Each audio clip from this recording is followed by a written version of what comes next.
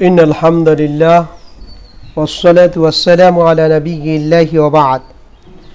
সুপ্রিয় দর্শক শ্রোতা, আমরা আলোচনা করছি আল কোরআন মানব জাতির পথ নির্দেশক বিষয় নিয়ে। গত পর্বে আমরা যে আলোচনা করেছিলাম তারপর থেকে আজকের আলোচনা শুরু করছি। কোরআনের গবেষক হলো আহনাফ ইবনে কায়েস। আরব মরুর একজন জানবাজ মুজাহিদ ছিলেন। শৌর্য আর সাহসে তিনি ছিলেন এক অনন্য ব্যক্তি। আরবি সাহিত্যেও তিনি ছিলেন এক উঁচু মাপের সমজদার ব্যক্তি, বুঝনেওয়ালা।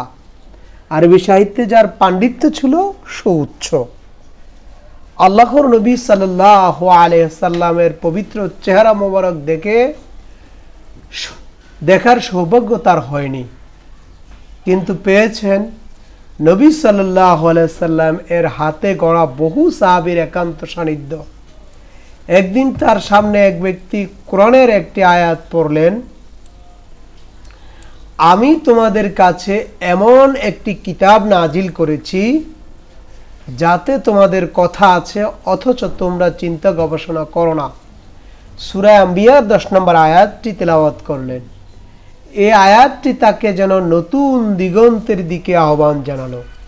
তিনি বুঝতে চেষ্টা করলেন যাতে শুধু তোমাদের কথাই আছে, এই কথার অর্থ কি? তিনি চিন্তা করছিলেন আর অভিভূত হচ্ছিলেন। মনে হচ্ছিল কেউ যেন নতুন কিছু শেখালেন। তিনি কোরআন নিয়ে বসে গেলেন। একে একে ভিন্ন দল গ্রুপের বর্ণনায় তিনি পেতে শুরু করলেন। যেমন এক দলের পরিচয় পেলেন, এরা রাতের বেলায় খুব কম ঘুমায়, শেষ রাতে তারা আল্লাহর কাছে নিজের গুনাহ মাফের জন্য মাগফিরাত কামনা করে। সূরা আয-যারিয়ার 17 এবং 18 নম্বর আয়াতের মধ্যে আল্লাহ সুবহানাহু ওয়া তাআলা বলেন।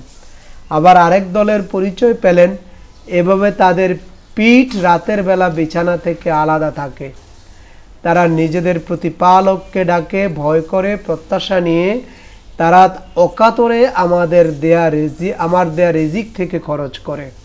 সূরা আস-সিজদার 16 নম্বর আয়াতে এই বর্ণনাটি রয়েছে। কিছুদূর এগিয়ে যেতেই আবার পরিচয় পেলেন আরেক দলের, যাদের সম্পর্কে বলা হচ্ছে রাতগুলো তারা নিজেদের মালিককে সিজদা ও দাঁড়িয়ে থাকার মধ্য দিয়ে কাটিয়ে দেয়। সূরা আল ফুরকানের 64 নম্বর আয়াত। যারা ব্যয় করে সচ্ছল ও অসচ্ছল অবস্থায়, যারা রাগ সংবরণকারী, মানুষের প্রতি ক্ষমাশীল এবং কোমল, আল্লাহ তো কল্যাণকামীদের ভালোবাসেন। সূরা আলে ইমরানের 134 নম্বর আয়াত। এরপর এলো আরেক দলের পরিচয়। এরা দুনিয়ার প্রয়োজনের সময় অন্যদেরকে নিজেদের উপর বেশি গুরুত্ব দেয়, যদিও তাদের নিজেদের রয়েছে প্রচুর অভাব, ক্ষুধার তাড়না। তারা নিজেদেরকে কার্পণ্য থেকে দূরে রাখে এবং তারাই বড় সফল কাম। সূরা হাশরের 9 নম্বর আয়াত। অধ্যয়ন চলছে আর চিন্তার গভীরে ডুবে যাচ্ছেন আহনাফ। এবার পেলেন আরেক দলের পরিচয়। এরা বড় বড় গুনাহ থেকে বেঁচে থাকে। যখন এরা রাগান্বিত হয় তখন প্রতিপক্ষকে মাফ করে দেয় আর আল্লাহর হুকুম মেনে চলে। এরা সালাত প্রতিষ্ঠা করে। এরা নিজেদের মধ্যকার কাজকর্মগুলো পরামর্শের ভিত্তিতে আঞ্জাম দেয়। আমি তাদের যা দান করেছি তা থেকে তারা অকাতরে ব্যয় করে। সূরা শুআরার 37 এবং 38 নম্বর আয়াত। হযরত আহনাফ ছিলেন একজন আত্মবিশ্বাসী মানুষ। নিজের সম্পর্কে তার ধারণা ছিল স্বচ্ছ। আর কোরআন পাওয়ার পর মুমিনের পরিচয়ের সাথে তিনি নিজেকে মেলাতে পারলেন না, বরং বলেই ফেললেন, হায় আল্লাহ, আমি তো এই কোরআনের কোথাও আমাকে খুঁজে পেলাম না। আমার কথা কোথায়? আমার চরিত্র তো কোথাও নেই, অথচ এই কোরআন তো তুমি সবার কথাই বলেছ, এই কোরআনে তো তুমি সবার কথাই বলেছ। কিন্তু থামলেন না, বরং এগিয়ে চললেন নতুন উদ্যমে। এবার পেলেন আরো কতক মানুষের পরিচয়, যাদের সম্পর্কে বলা হয়েছে, যখন তাদেরকে বলা হয় আল্লাহ ছাড়া আর কোনো মাবুদ নেই, তখন তারা গর্ব অহংকার করে বলে, আমরা কি এটি একটি পাগল বা কবির জন্য আমাদের মাবুদ পরিত্যাগ করব? সূরা সফফাতের 35 এবং 36 নম্বর আয়াতে বলা আছে। তিনি এগিয়ে চললেন, পেলেন আরেক দলের পরিচয়।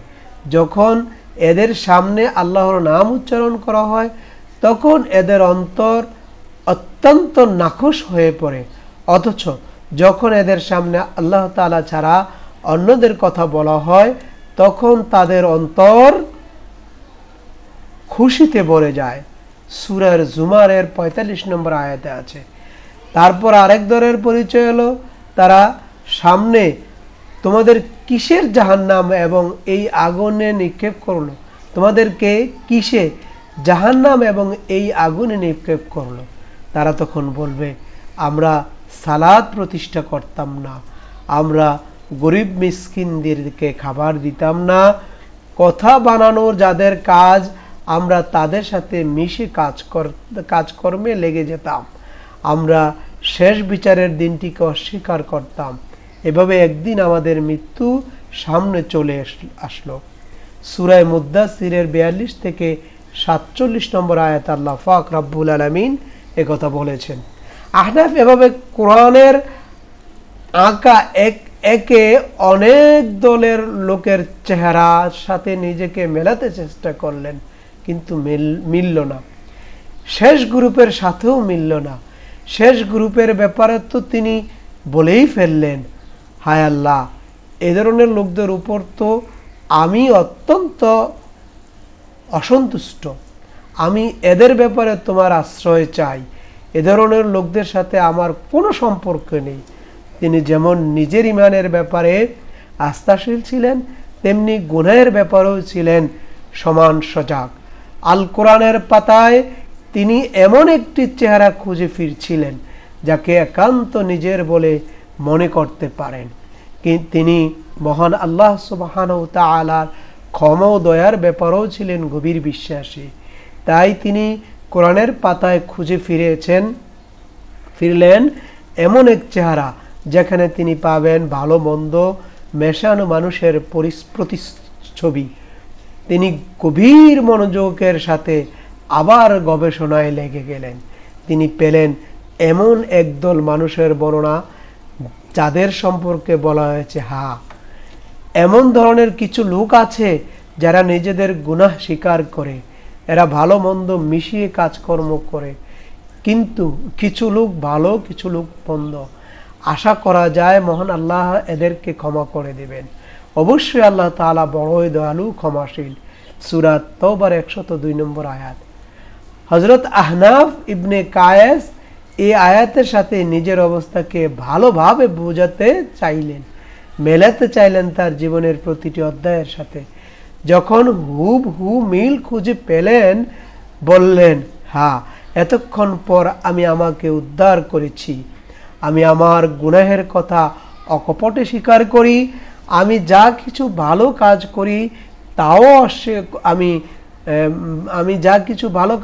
তাও আমি স্বীকার করি, আর যা খারাপ কাজ করি আমি তাও স্বীকার করি না। এটি যে মহান আল্লাহর একান্ত মেহেরবানি তাও আমি জানি। আমি মহান আল্লাহর দয়া ও রহমত থেকে নিরাশ নই, কেননা এই কোরআনের আরেক স্থানে বলা হয়েছে, আল্লাহর দয়া ও রহমত থেকে তারাই নিরাশ হয় যারা গোমরাহ ও পথভ্রষ্ট। সূরা আল হিজরের 56 নম্বর আয়াতে আল্লাহ পাক রব্বুল আলামিন এই কথা বলেন। হযরত আহনাফ কোরআনের মর্ম অন্তরের অন্তঃস্থল থেকে বোঝার পর নীরবে বলে উঠলেন, হে আমার মালিক, তুমি মহান, তোমার কোরআন মহান।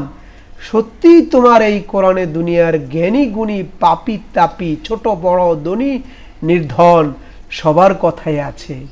তোমার কোরআন সত্যি অনুপম, সুন্দর।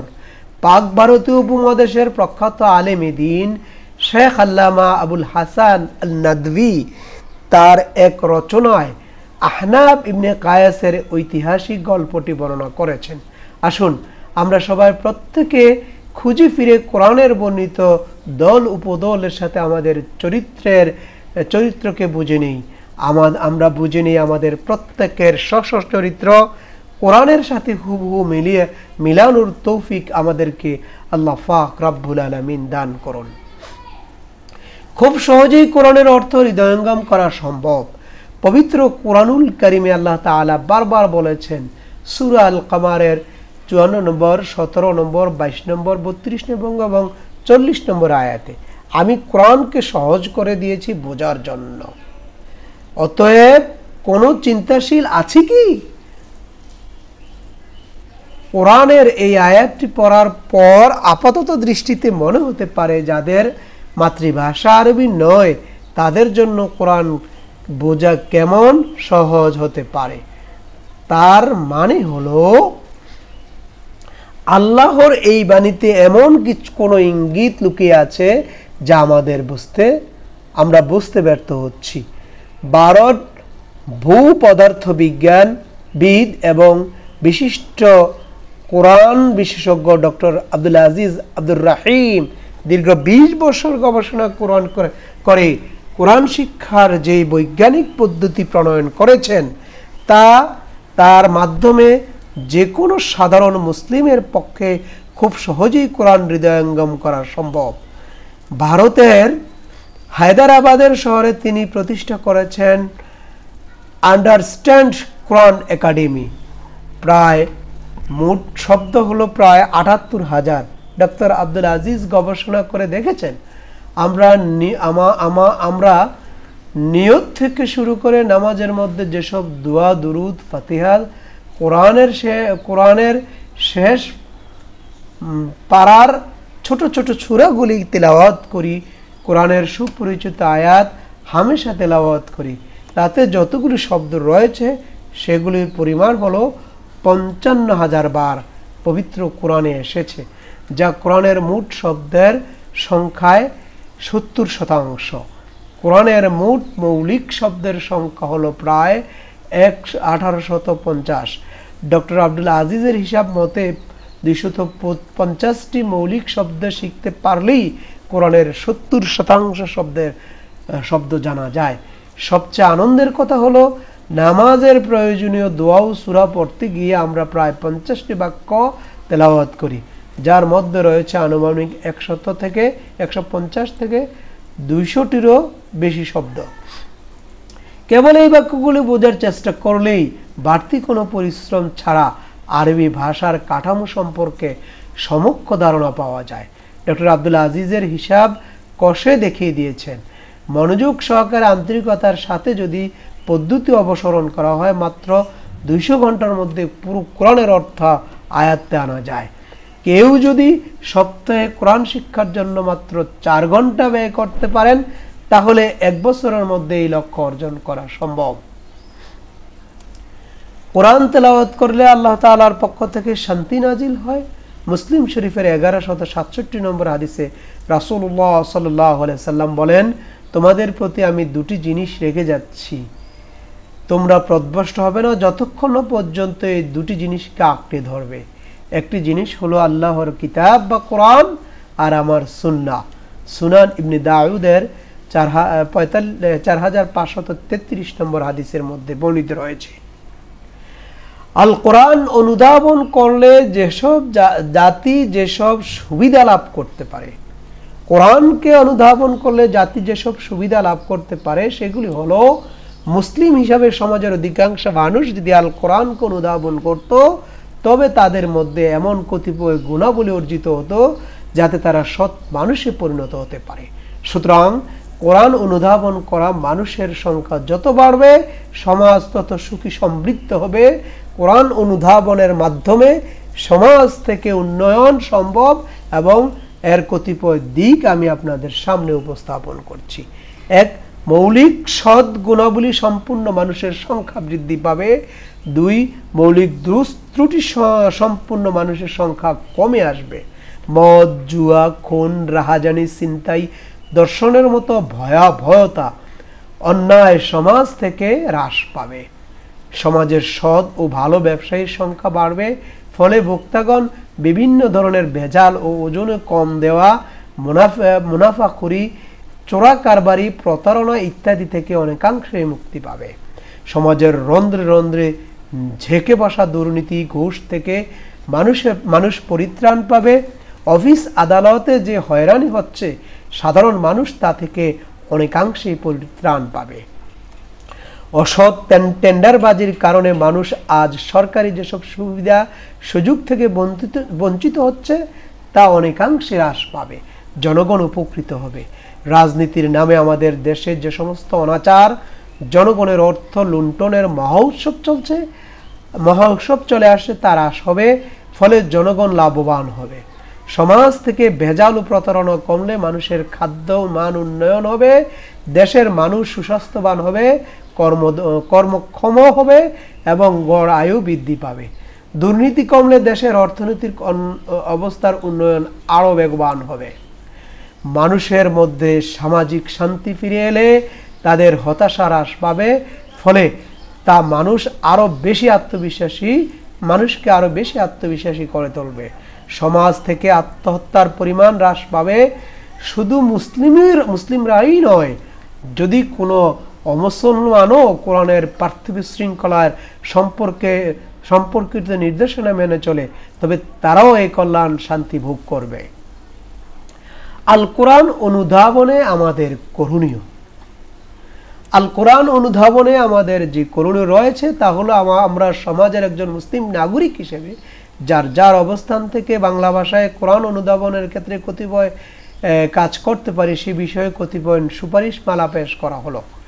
1, দেশের শিক্ষা ব্যবস্থার প্রতিটি ধারায় সাধারণ ইংরেজি মাধ্যম, কারিগরি মাদ্রাসা, প্রথম শ্রেণী থেকে দশম শ্রেণী পর্যন্ত কমপক্ষে 100 নম্বর আল কোরআন শিক্ষা বাধ্যতামূলক এবং তাদের কোরআন পড়তে শেখা, বুঝতে শেখার মতো প্রয়োজনীয় বিষয়াবলী অন্তর্ভুক্ত করতে হবে। মনে রাখতে হবে, আমরা মুসলমান, আমাদেরকে মৃত্যুবরণ করতে হবে। সুতরাং মৃত্যুবরণ করার জন্য আল্লাহ সুবহানাহু ওয়া তাআলার দরবারে হাজির হওয়ার জন্য যে সমস্ত প্রয়োজনীয় প্রস্তুতি দরকার, আমাদের তা করতে হবে। সরকারিভাবে ইসলামিক ফাউন্ডেশনের মাধ্যমে প্রত্যেক জুমার মসজিদে বড়দের জন্য কোরআন পড়া অনুধাবনের জন্য স্বল্পমেয়াদী প্রোগ্রাম চালু করতে হবে। বাংলাদেশের হিফজ মাদ্রাসাগুলোকে কোরআন মুখস্থের পাশাপাশি ন্যূনতম কোরআন বোঝার মতো কতিপয় কোরআনিক শাব্দিক মৌলিক প্রয়োজনীয় আয়াতগুলির অর্থ শেখানোর ব্যবস্থা চালু করতে হবে। দেশের কওমি মাদ্রাসাগুলি ইবতেদায়ী প্রথম শ্রেণী থেকে ন্যূনতম সরে বেকায়া পর্যন্ত 100 নম্বরের বাংলা ভাষা চালু করা। ভালো বাংলা বুঝতে পারলে তা কোরআন অনুধাবনে সহায়তা করবে। কোরআন অনুধাবনের মাধ্যমে ইহলৌকিক এবং পরলৌকিক কল্যাণের বিভিন্ন দিক দেশে প্রচার ও মিডিয়ায় ইতিবাচক প্রচার করা দরকার। কোরআন পড়ি, আল কোরআন বুঝি স্লোগানকে দেশ থেকে মুখরিত করতে হবে। পরিবারের একজন সদস্যও যদি এমন থাকেন যে তিনি কোরআন পড়তে ও বাংলা অর্থ পড়তে বা বুঝতে পারেন, তাহলে তিনি প্রতিদিন অন্যদেরকে নিয়ে অন্তত আধা ঘন্টা এমন একটি বৈঠক করবেন যাতে করে 2-3টি আয়াত বাংলায় সকলকে বুঝিয়ে দেওয়া যায়। সহজ ভাষায় সংক্ষিপ্ত আকারে তাফসীর লেখা এবং প্রকাশ করার চেষ্টা করতে হবে।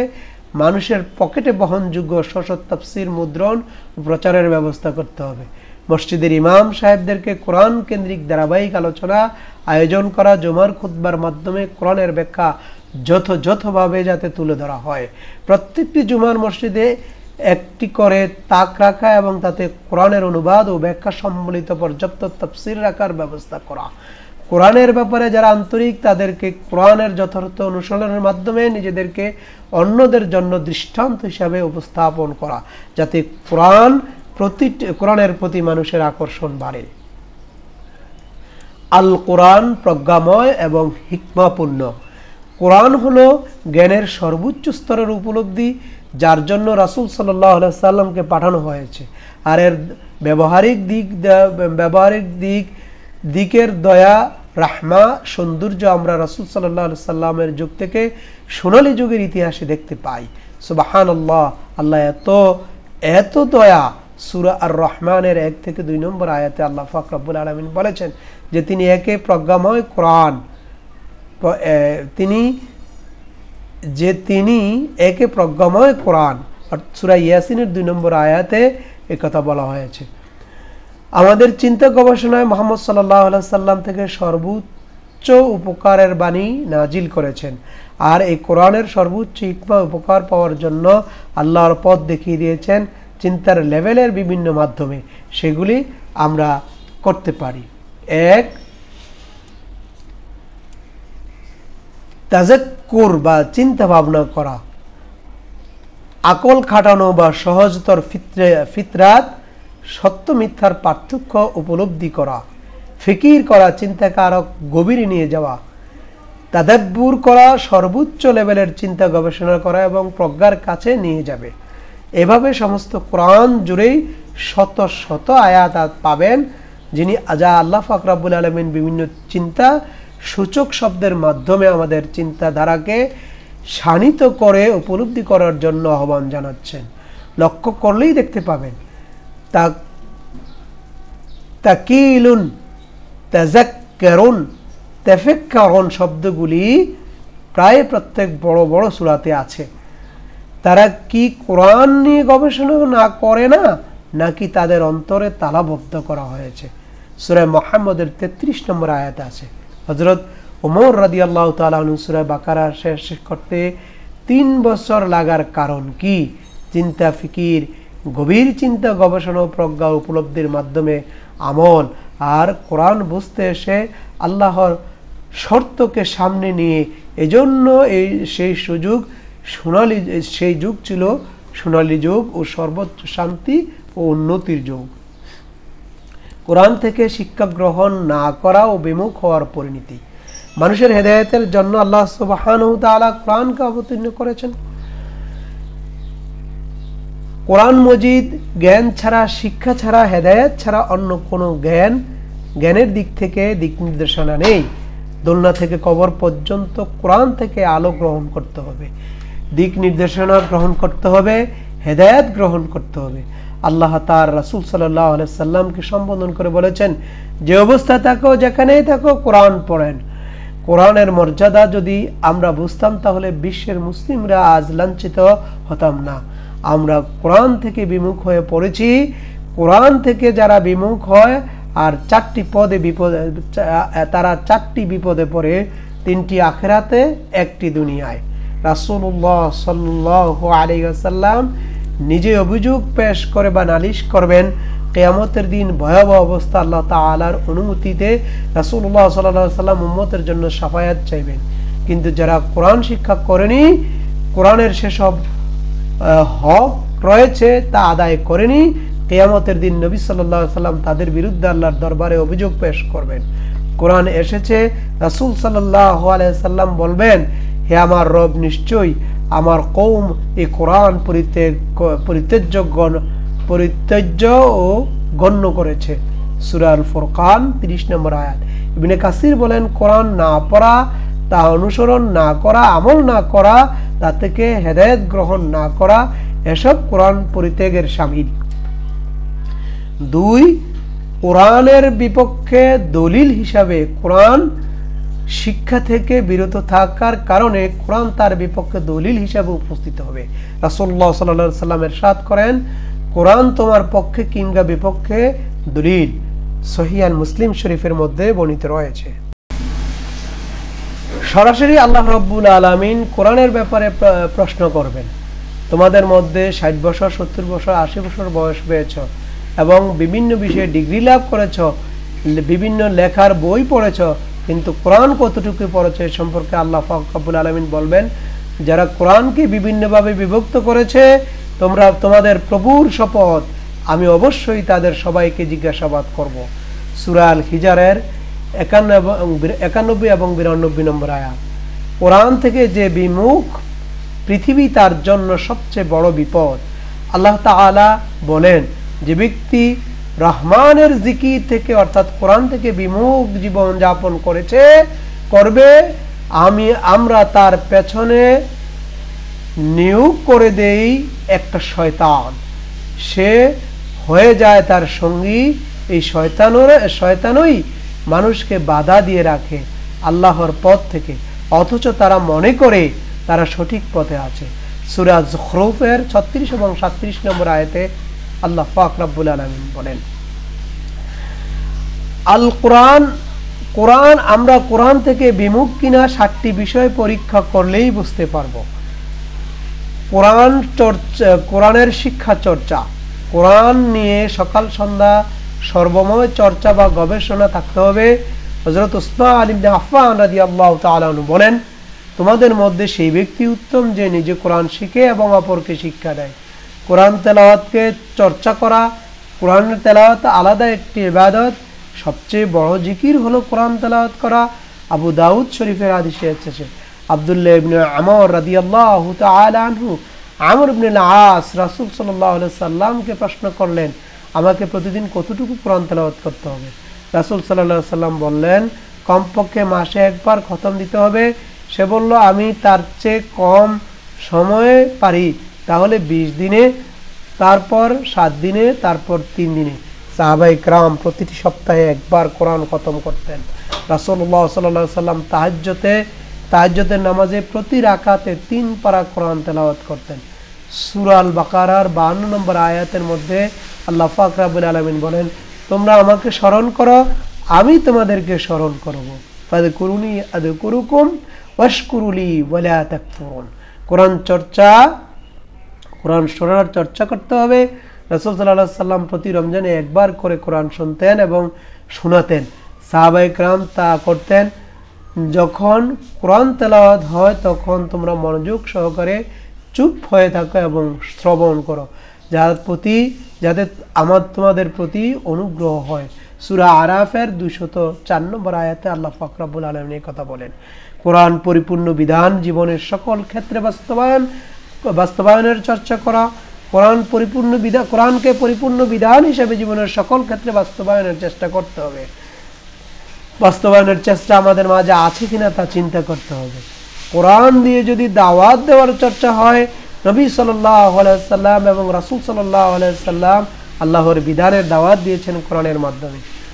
কোরআন দিয়ে চিকিৎসা চর্চা করা, তিরমিজি শরীফে এসেছে, রাসূলুল্লাহ সাল্লাল্লাহু আলাইহি ওয়াসাল্লাম একবার নামাজ পড়ছিলেন, এমন সময় হাতের আঙ্গুলে বিচ্ছু কামড় দিল। তখন বাটিতে পানি আনলেন এবং লবণ দিয়ে তা সূরা ইখলাস, সূরা ফালাক, সূরা নাস পড়ে পানিতে ফু দিয়ে হাত পানিতে দিয়ে দিলেন, তিনি সুস্থ হয়ে গেলেন।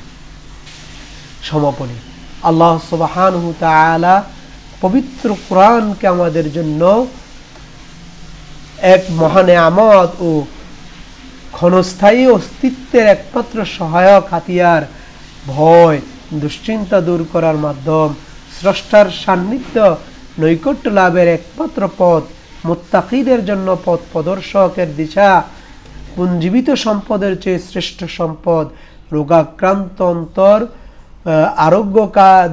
আরোগ্যকারী শয়তানের বিরুদ্ধে সবচাইতে শক্তিশালী মিত্র, ন্যায় অন্যায়ের পার্থক্যকারী আল্লাহ পাক রব্বুল আলামিন এই কোরআনের মাধ্যমেই আমাদেরকে দিয়ে থাকেন। তাই আসুন কোরআনকে আমাদের জীবনের জন্য সর্বশ্রেষ্ঠ হাতিয়ার হিসেবে গ্রহণ করার মাধ্যমে আমরা প্রত্যেকে যাতে কোরআনকে মেনে চলতে পারি।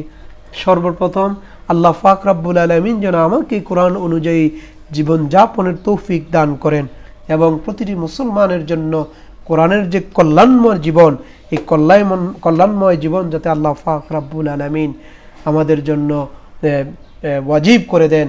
আল্লাহ পাক রব্বুল আলামিনের কাছে এই প্রত্যাশা করে আজকের মতো শেষ করছি। আসসালামু আলাইকুম ওয়া রাহমাতুল্লাহি তাআলা ওয়া বারাকাতুহু।